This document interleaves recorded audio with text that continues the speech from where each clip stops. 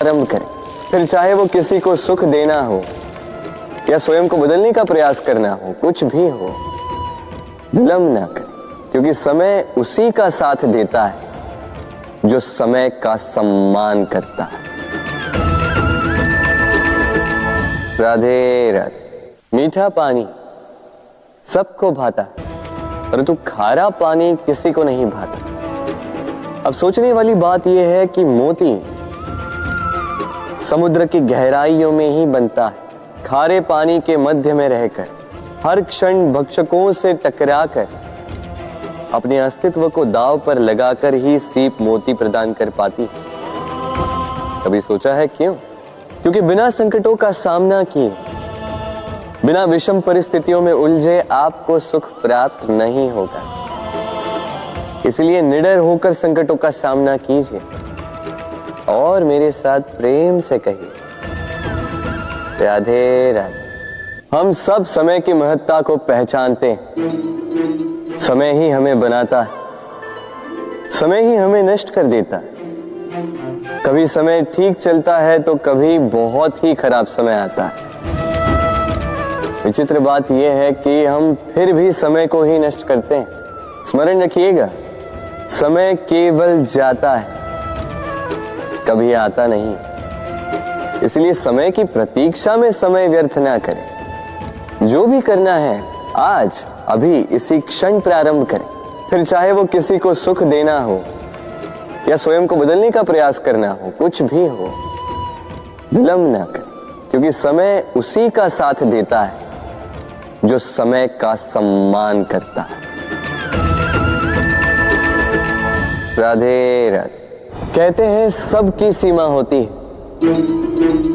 कठिनाइयों की, पीड़ा की, संकट की, अंधकार की भी। यदि किसी की सीमा नहीं होती तो केवल कड़े परिश्रम की।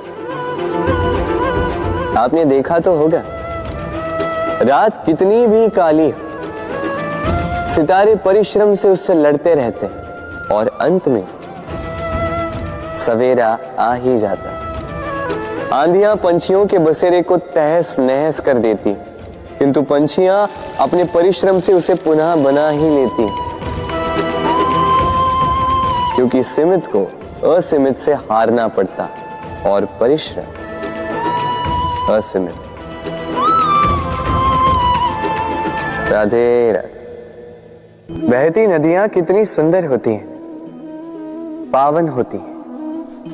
जहां से जाती है वहां एक नया जीवन प्रदान करती, धरा को सींचती, अकाल को दूर रखती, और कदाचित इसीलिए नदी को मां समान पूजा जाता है। किंतु क्या कभी आपने सोचा है कि नदी जन्म कैसे लेती? क्या ये प्रारंभ से ही इतनी विशाल और वेगवती होती है? नहीं, वर्षा की छोटी छोटी बूंदें गिरकर मिलती एक सूक्ष्म धारा बनाती। ये धारा पर्वतों के हिम को काटते हुए, स्वयं में पिघलाते हुए, जल प्रपातों से गिरती, चट्टानों से टकराती और फिर जाके नदी बनती।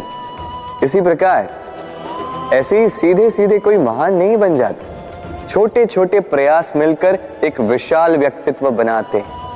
इसलिए जीवन में प्रयास करते रहिए, अस्तित्व अपने आप ही बन जाए। राधे राधे। ये पुष्प देख रहे हैं आप? ये वही पुष्प है जिसका जीवन इस डाली पर आरंभ हुआ था। पहले कलिका बनकर फूटा, फिर धीरे धीरे मुख खोला, फिर अपने पंखुड़ियों का विस्तार किया, देखने वालों की आंखों में प्रशंसा देखी, मधु के लिए तितलियों को ललचाया और फिर डाली से टूटकर नीचे गिरा हुआ पाया। क्यों? नियति ने ऐसा क्यों किया? सोचिए। क्योंकि उस डाली पर टिके रहना इस पुष्प के जीवन का ध्येय कभी था ही नहीं। अब या तो ये पुष्प देवताओं के मस्तक पे सुशोभित होगा, या किसी स्त्री के आभूषण में गूंथा जाएगा, या किसी के प्रेम प्रदर्शन का माध्यम बनेगा। देखिए, जीवन में लक्ष्य को पाना है तो यात्रा से भय नहीं होना चाहिए। अपना अस्तित्व बनाना है तो उनकी छाव से दूर जाना ही पड़ेगा जिन्होंने आपको अस्तित्व में लाया। यही जीवन की निरंतरता है। राधे राधे।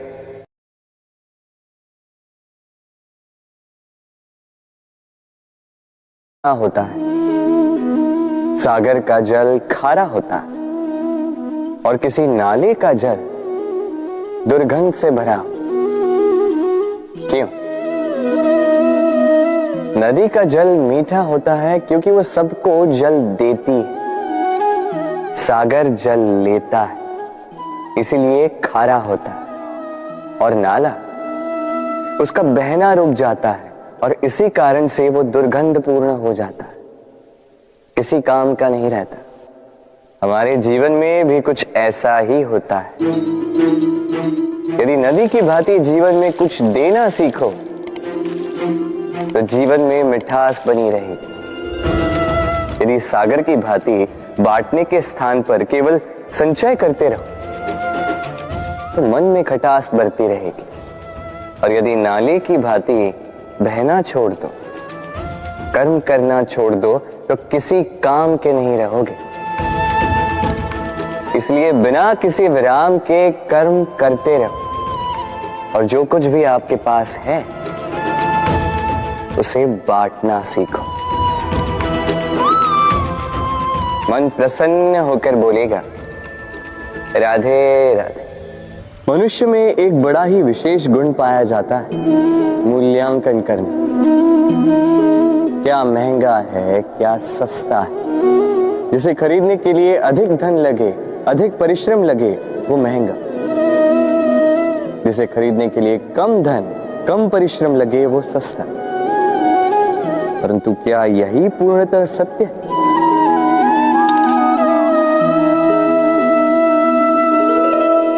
अब आपके सामने एक पात्र है जिसमें जल भरा है और एक सोने का सिक्का। बताइए, इन दो वस्तुओं में अधिक महंगा क्या है? आप कहेंगे सीधी सी बात है, सोने का सिक्का ही अधिक महंगा होगा। इस सोने के सिक्के से आप ऐसे कई सारे जल के पात्र खरीद सकते हैं। चलिए, उचित।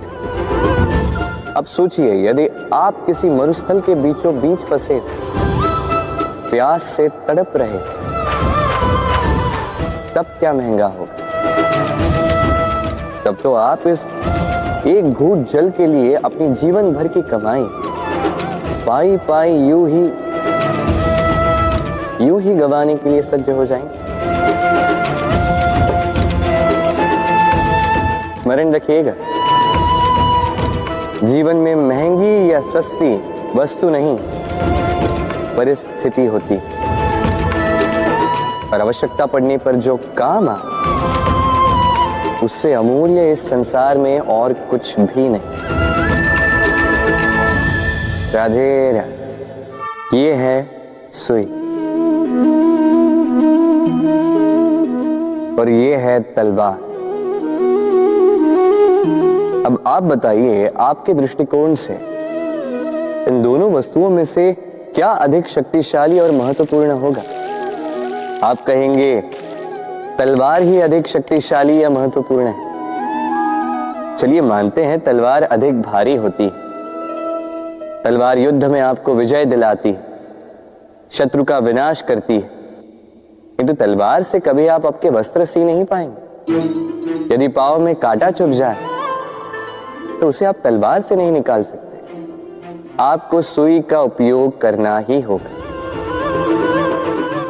अब बताइए, तलवार को पाने के पश्चात ऐसे इस प्रकार सुई को खो देना क्या उचित होगा?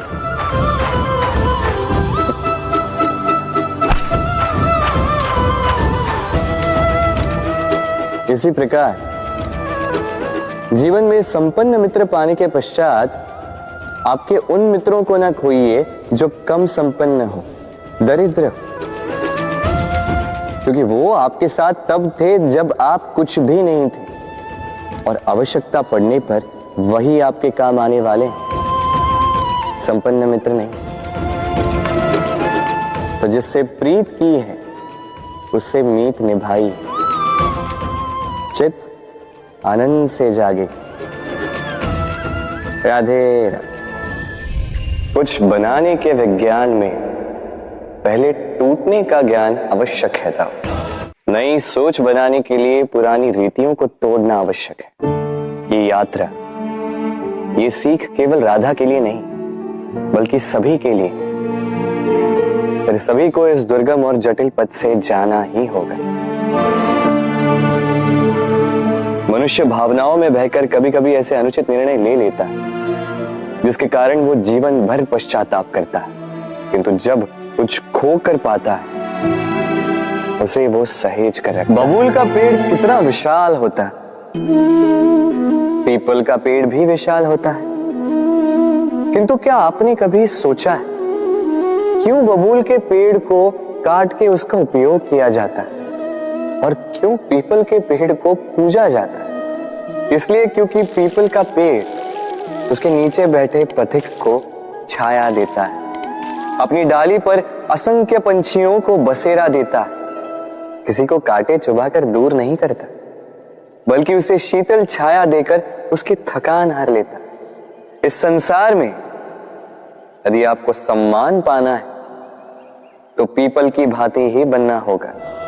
कुछ देना सीख, आनंद, सुख, शीतलता बांटना सीखो और कांटों की भांति कभी किसी को कष्ट ना दो।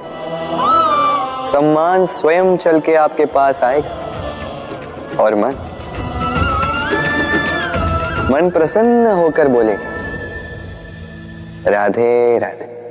हम सब ये मानते हैं कि हमें जीवन में कभी न कभी किसी न किसी स्थान पर प्रेम होता ही,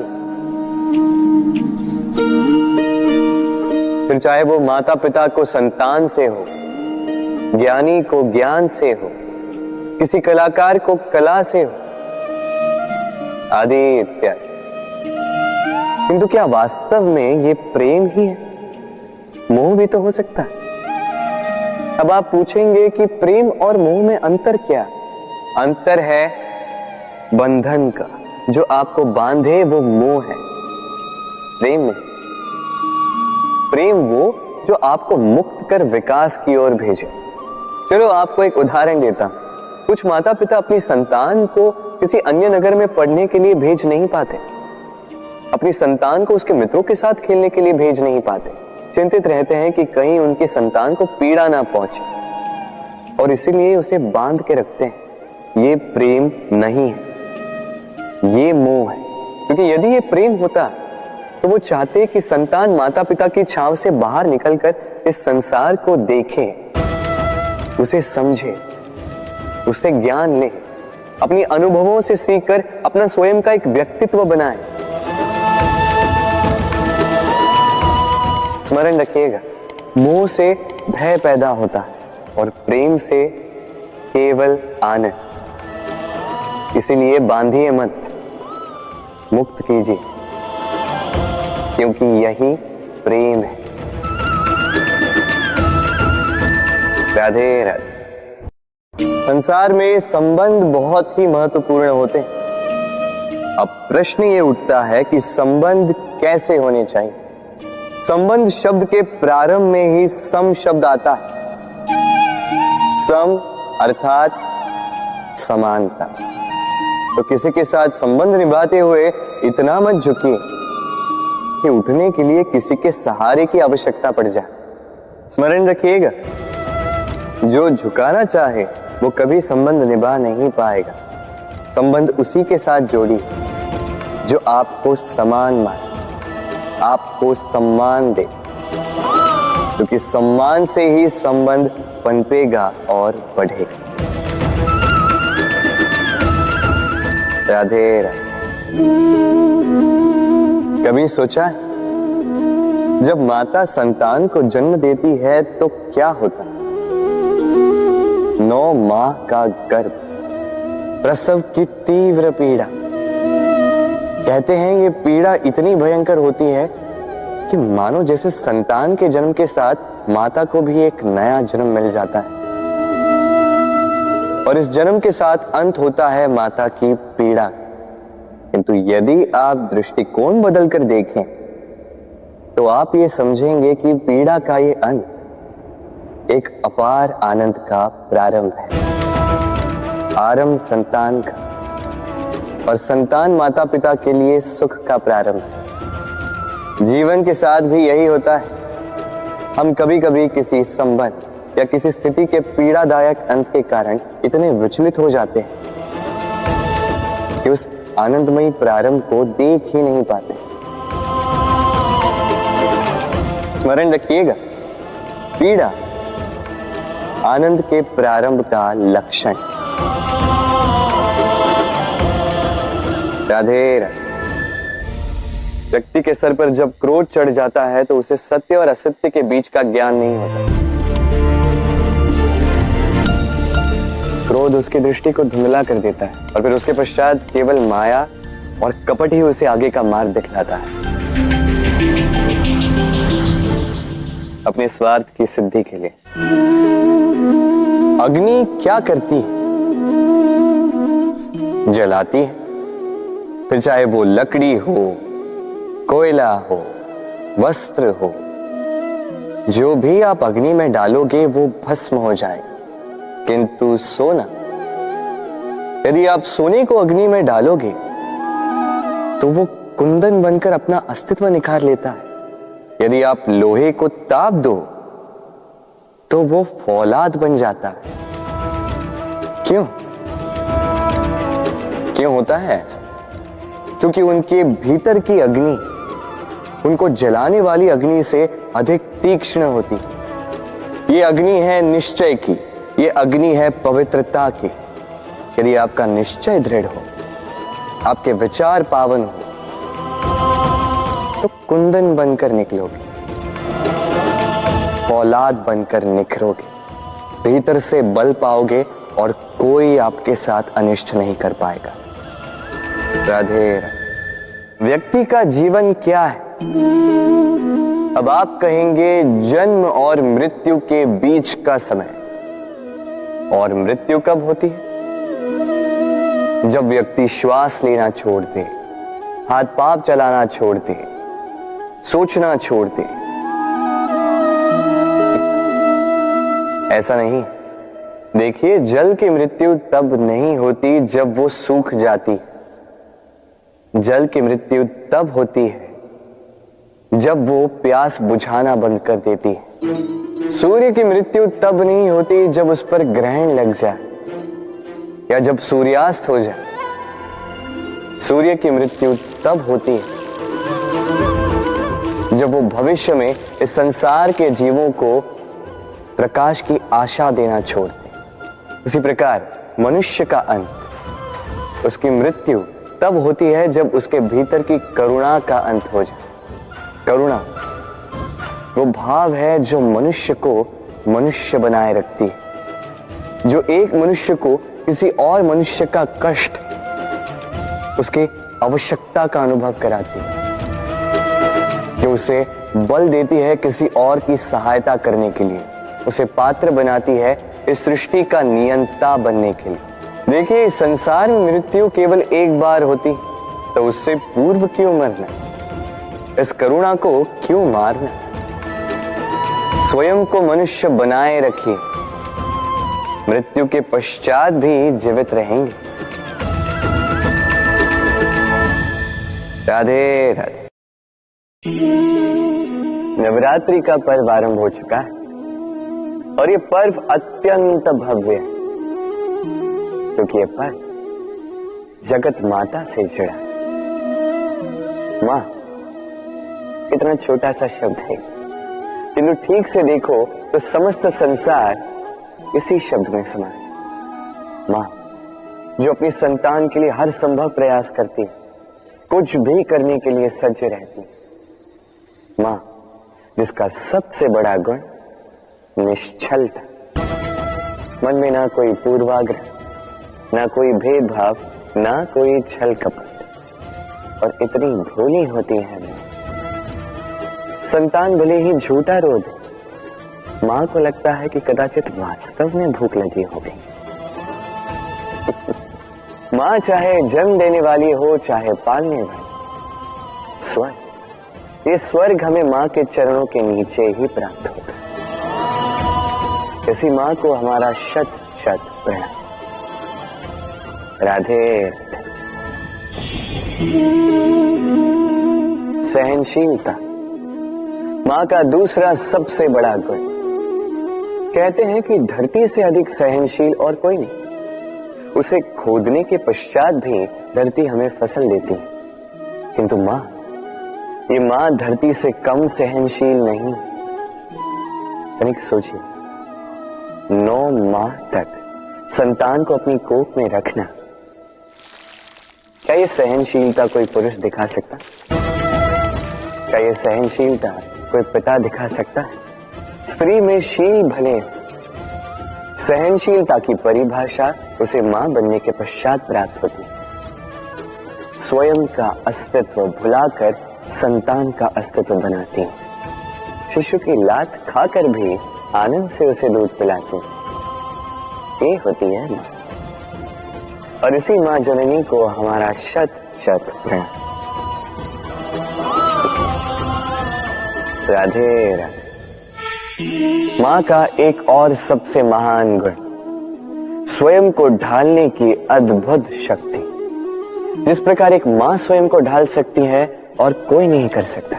मां एक महानदी की भांति है, जिसकी ऊर्जा असीमित है किंतु अहंकार बिल्कुल नहीं। जिस प्रकार एक नदी ढलान के अनुरूप मुड़ जाती है, उसी प्रकार एक मां अपने संतान के अनुरूप ढल जाती है, चाहे जैसी भी परिस्थिति हो। उसके सोने के समय के अनुरूप स्वयं का सोना, उसके जागने के समय के अनुरूप स्वयं का जगना। संतान की इच्छा का भोजन वो स्वयं का मनपसंद भोजन बना लेती। ये मां का आंचल ही तो है, जो धूप में छाप बनकर आता है, जो शीत में कंबल बनकर आता है। मां ऐसी होती है कि संतान की निद्रा ना टूटे, इसलिए एक करवट सोने का अभ्यास कर लेती, और इतना स्वयं को केवल वही ढाल सकती है जो संतान की ढाल बन सकती। इसी मां को हमारा शत शत नमन। राधे राधे। मां के 2 और सबसे महान गुण, साहस और संबल। साहस ये कि वो अपने संतान के लिए कुछ भी कर सकती है, और संबल ये कि वो अपनी संतान को कभी टूटने बिखरने नहीं देगी। तनिक सोचिए, जब भी आपको चोट लगती है, चीख से पूर्व मां का नाम मुख में क्यों आता है?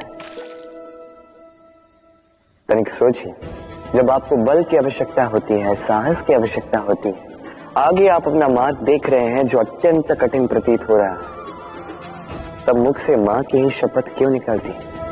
क्योंकि मां ही है जो हमें साहस देती, मां ही है जो हमें सहारा देती। मां जानती है कैसे हमारी उंगली पकड़ के हमें चलना सिखाना है। मां ये भी जानती है कि कैसे कान पकड़ के हमें उचित मार्ग पर लाना है। इसी साहसी मां को हमारा शत शत नमन। राधे राधे। कभी आपने सुना है, हिरणी सिंह से बचने के स्थान पर उससे जाके लड़ पड़ी। हिरणी ने सिंह पर आक्रमण कर दिया। कभी सुना है? कभी नहीं। किंतु ऐसा हो सकता है, ऐसा होता भी है, और ये होता तब है जब हिरणी के शावक संकट में हो। जब उन्हें सिंह से प्राणों का संकट हो, तब हिरणी भी आके सिंह से लड़ पड़ती है, उससे भिड़ पड़ती है, क्योंकि वो मां है, और मां अपनी संतान के लिए कुछ भी कर सकती है। ये ममता है, ये जितनी कोमल हो सकती है उतनी ही कठोर भी हो सकती है, और अपनी संतान के हित के लिए वो क्रोध की पराकाष्ठा पार करते हुए अपनी संतान की सुरक्षा करके ही रहेगी।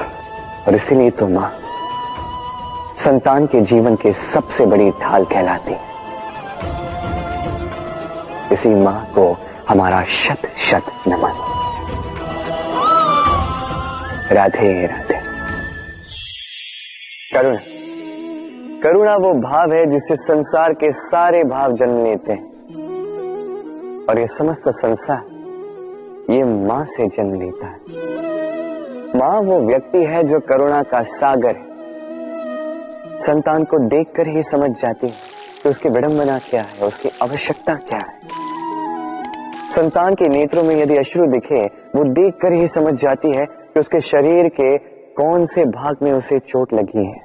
संतान के बिना कहे मां समझ जाती है कि आज भोजन में संतान क्या खाएगी।